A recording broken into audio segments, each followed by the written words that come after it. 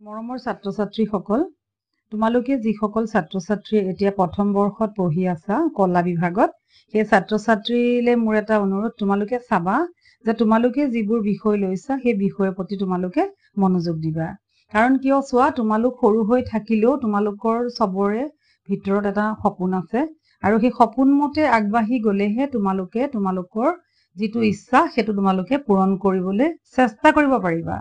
এতিয়া চোৱা, তোমালোকে আৰ্টছ পঢ়িবলৈ যাওঁতে ধৰা বহুত ছাত্ৰ ছাত্ৰী আছে, কোনোবাই হয়তো সাইকোলজি ভাল পায়, কোনোবাই ছচিয়লজি ভাল পায়, কোনোবাই ইকনমিক্স ভাল পায়, কোনোবাই জিঅগ্ৰাফি ভাল পায়, কোনোবাই মেথছ ভাল পায়, কোনোবাই ফাইন আৰ্টছ ভাল পায়। ঠিক এই ধৰণৰ যিটো চিন্তাধাৰা তোমালোকৰ প্ৰত্যেকটো ল'ৰা ছোৱালী নিজৰ ইচ্ছা থাকে, তোমালোকে যদিও অন্যান্য বিষয় ইংৰাজী অসমীয়া কম্পালচৰি বাদে তোমালোকৰ নিজৰ পচন্দৰ 3টা বিষয় তোমালোকে নিৰ্বাচন কৰি ল'ব পাৰা, সেই ক্ষেত্ৰত তোমালোকে খুব ভালকে চিন্তা কৰিবা। কাৰণ যিখিনি ছাত্ৰ ছাত্ৰীয়ে ভাবিছে প্ৰথমতে যে আমি অকল টিচিং লাইনতে যাম, তেওঁলোকে নিজে ভাল পোৱা বিষয় বাছি ল'ব। বোলে মই জিঅগ্ৰাফি ভাল পাওঁ, এতিয়াৰ পৰা জিঅগ্ৰাফি পঢ়িম আৰু ইয়াতেই মই হায়াৰ ষ্টাডিজ খিনি কৰি ল'ম, PhD লৈকে কৰিবা, বা যেনেকে তোমালোকে লাইন গৈ থাকিব চিধাকে, বা মই হিষ্ট্ৰীতে কৰিম অনাৰ্ছ লৈ পেলাই, তেনেকে পাৰিবা, বা মই মেথছ ভাল পাওঁ মেথছতে কৰিম, তেনেকে পাৰিবা। কিন্তু বহু সময়ত ছাত্ৰ ছাত্ৰী এতিয়া ভাবা নাই যে মই কি হ'ম, কিন্তু ভাল লগা ছাবজেক্ট যদিও পঢ়িছে, হঠাৎ তেওঁলোকে ইমান দীঘলীয়া এটা পঢ়িবৰ কাৰণে অলপমান মানে বিচলিত হয় নিজৰ লক্ষ্যৰ পৰা, তেতিয়া তেওঁলোকৰ এটা সমস্যা আহে।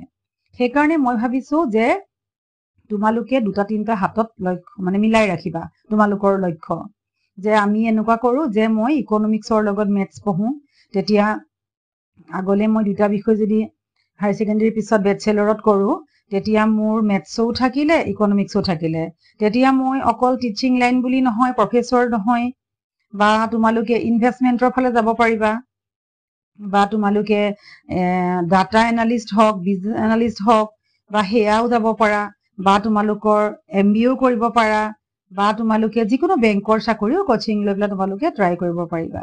তোমালোকৰ কিমানটা লাইন পাই গলা।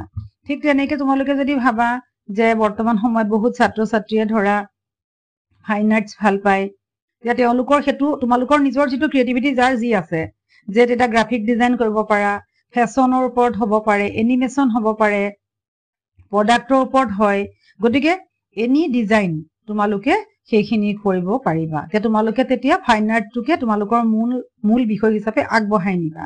তোমালোকে যি ভাল পোৱা, গ্ৰাফিক্স ভাল পোৱা, ফেশ্বন ডিজাইনিঙৰ কথা হওক, এনিমেশ্যন হওক, প্ৰডাক্ট ডিজাইনিং হওক, তোমালোকে কৰিব পাৰিবা। আৰু সেইবিলাকৰ বহুত স্কোপ আছে, ইমান ভাল তোমালোকে বয়সৰ লগে লগে গম পাই গৈ থাকিবা।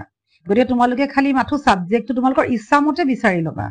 আৰু যদি আন কোনোবাই ভাবিছে যে কম্পিউটাৰ লওঁ, তেওঁলোকে সেইটোৰ ওপৰতো পিছত ধৰা BCA কৰিব, MCA কৰিব, সেয়াও কোম্পানী চাকৰি কৰিব, বহুত মানে ভাল লাইন তোমালোকে বিচাৰি পাবা।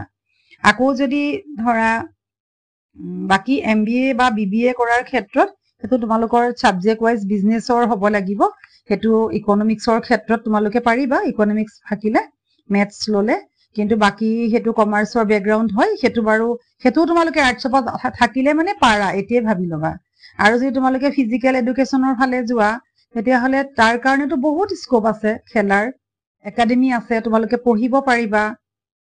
গতিকে তোমালোকে এইটো চাবা যে তোমালোকে ছাবজেক্ট খিনিত, বা যদি ভাবে কোনো ছাত্ৰ ছাত্ৰীয়ে যে মই অকল হেৰিয়ে কৰিম, যে সাইকোলজি পঢ়িব বিচাৰে, সাইকোলজি তোমালোকৰ এনেকুৱা যে সাইকোলজি কলেজৰ লেকচাৰ হোৱা বাদেও তোমালোকে ইমান মানে সাইকোলজিৰ ওপৰত মানে বহুত তোমালোকে স্পেচিয়েল কোৰ্চ কৰি নিজে তোমালোকে নিজৰ মানে তোমালোকে ৰাস্তা উলিয়াব পাৰিবা।